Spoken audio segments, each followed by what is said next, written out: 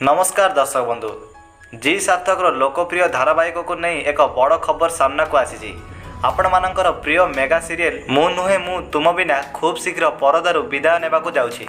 हाँ आज्ञा यही शोटी बहुत जल्दी अफ हो आपण माने जानिथिबे प्रथमे यही धारावाहिकटी तुम बिना नाम टीवी रे प्रसारित हेउथिला।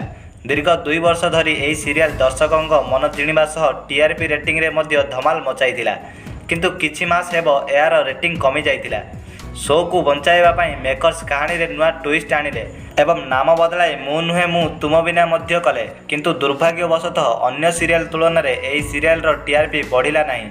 शेष में चैनल कर्तृपक्ष यह संपूर्ण भाव बंद करने को निष्पत्ति नहीं। हाँ फ्रेंड्स, वर्तमान यही सीरियल रो मुख्य भूमिका रे अभिनेता ज्योति प्रकाश पंडा एवं अभिनेत्री मानसी पाल नजर आसुछंती, जहाँ अभिनय को दर्शक खूब पसंद करती। तेबे यही सीरियल बंद होगा पर यार टाइम स्लॉट रे जी सार्थक एक नुआ मेगा सीरियल आने को जाऊँगी, जार नाम होउछि श्रावणी।